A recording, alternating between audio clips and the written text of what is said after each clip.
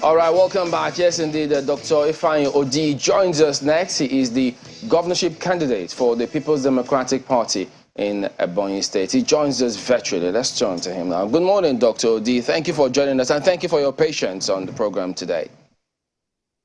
Thank you very much, Timberlake. For this Saturday, for this Saturday, you can't afford any mistakes, as I did with your surname initially.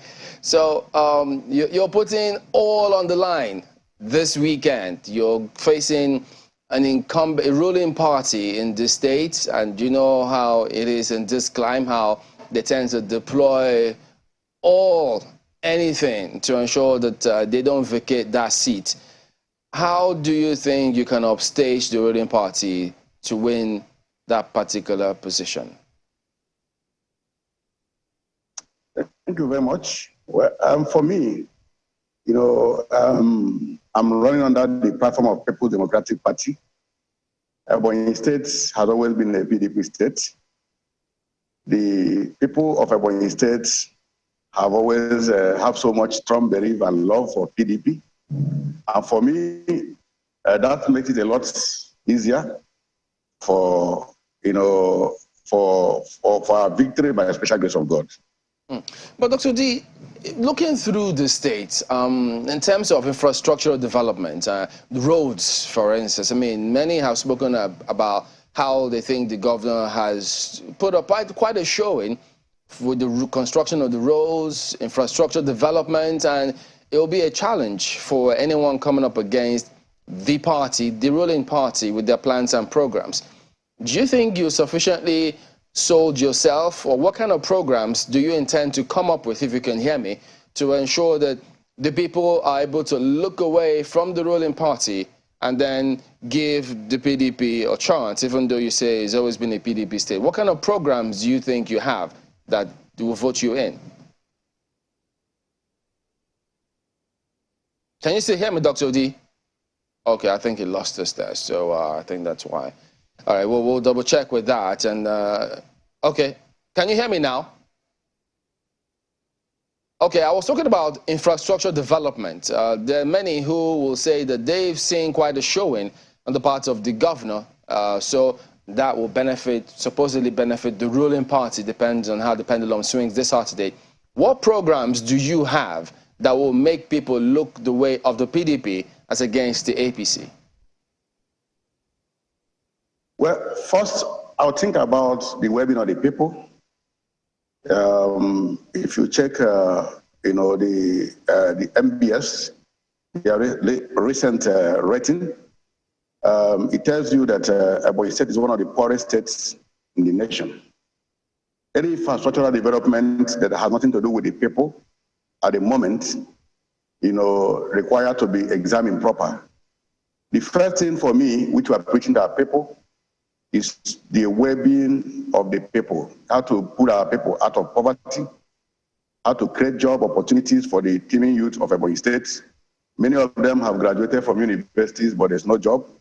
In Ebonyi State, you cannot boast of one single industry, but then we have so many flyovers with less vehicles applying the flyovers. We are building airports when almost 85 to 90% of Ebonians cannot afford to buy a flight ticket to fly into that airport. So the first thing is to go and to go into Ebonyi State with the mindset of creating job opportunities for our people, and then taking care of the welfare of the civil servants, the teachers, and so on and so forth. But those infrastructural developments, isn't it what investors will look to see, which will encourage them to come into the state? Maybe you should talk to us about what you plan to do with attracting investment to the state. Well, today, Ebonyi State is rated or ranked one of the most difficult states to do business in the country. So if Ebonyi State, with the number of infrastructure development, has still been ranked as one of the most difficult states, for ease of doing business, it means that we have to examine it proper. First thing is the people. The intention matters so much. So for me, our programs will be revolving around the people, the well-being of the people, like I mentioned, developing, an accelerated economic development in Ebonyi State. So that is one of the basic agenda of our government by special grace of God. Okay, well, you have said that one of the things that will pave a way for you will be the fact that Ebonyi has always been a PDP state. But we saw what happened in the southeast in the presidential elections and how a new party, a relatively new party, swept, almost all of the polls in the southeast, including Ebonyi state. So, I mean, considering the fact that this party used to be a part of the PDP. Well, not the party itself now, but the candidates who ran on the platform of the Labour Party used to be a part of the PDP. How do you think that would influence voters who might now think that they have another choice apart from, say, the APC and PDP in Ebonyi? Well, for me, the Nigeria, electoral system and the voters today is going outside partisan to a larger extent to individuals, whereby you begin to check the pedigrees and antecedents of who is emerging. So Labour Party is there. I think Labour Party did well in Ebonyi State just because of this movement of a thing. But then I choose my personal name, which is Ifeanyi Chukwumodi. It's a very strong brand too in Ebonyi State. If you carry out an investigation about me in the last 18 years, I have represented the poor people of Ebonyi State very well in trying to support them in my little way with, my private resources. So for me, today in Ebonyi State, though we are not having any Labour Party candidates, of course, yesterday, PDP was on the air, they announced that yes, they will support candidates that actually have what to offer to the people.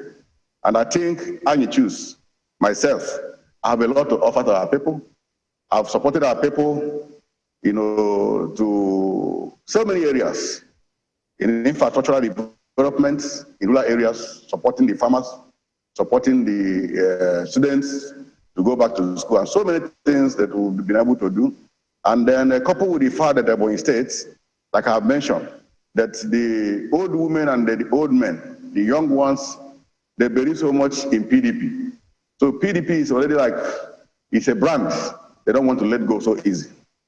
Okay, well, we'll see how that pans out for you on Saturday, but my colleagues have questions for you. Over now to you. Well, thank you, Marwe. I mean, when you talk about the brand of a PDP, well, we know how the Southeast voted for the presidential, but even for the National Assembly, the PDP was only able to get 1 seat out of the 9 obtainable across the Senate and the House of Representatives. The APC got 6, got all the 3 senatorial seats and got even 3 from the House of Representatives. So there will be questions as to just how acceptable that brand is. But when a lot of people hear Ebonyi State, they remember Ebonyi rice, for example. They remember the people of Ebonyi who are very entrepreneurial. And I wonder how you plan to bring all of that together and make Ebonyi very prominent on the map.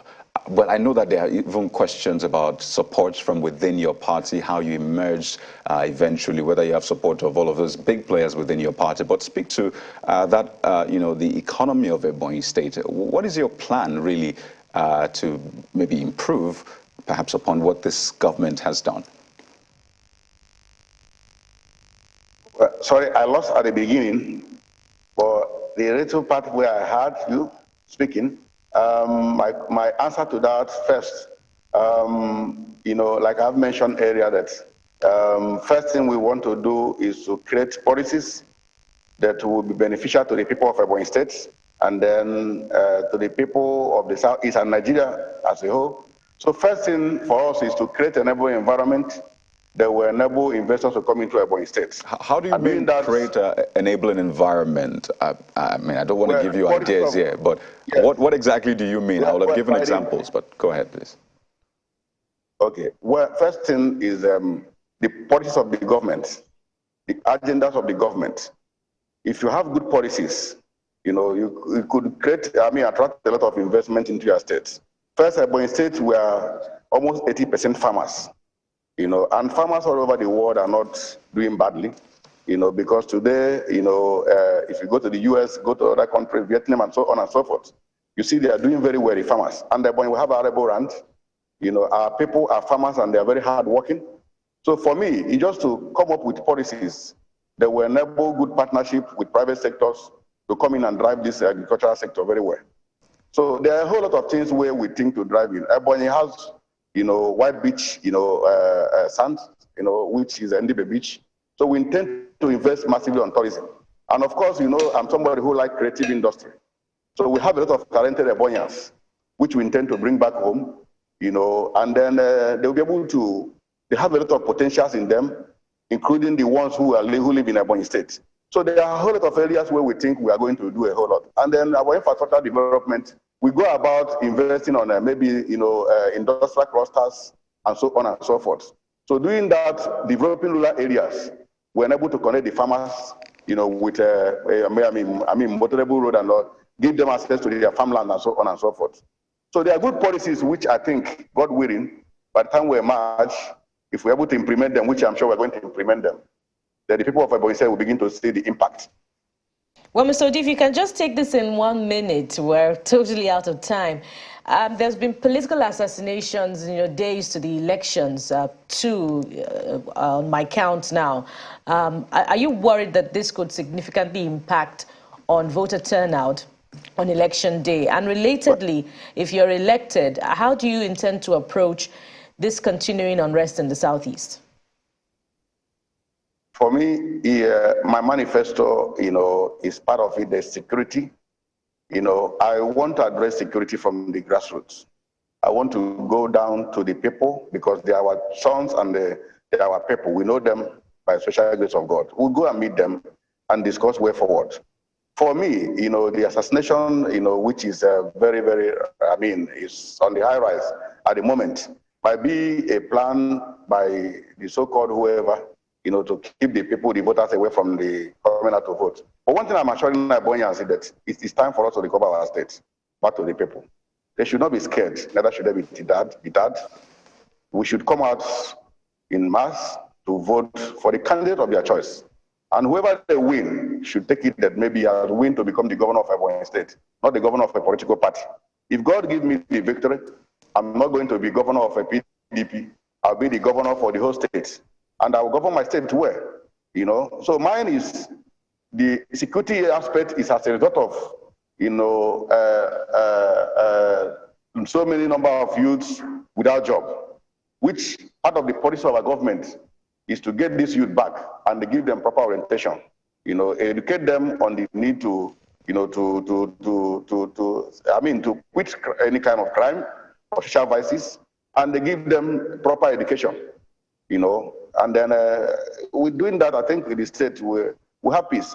And secondly, the local government system at the moment is almost at, would I say, is dead.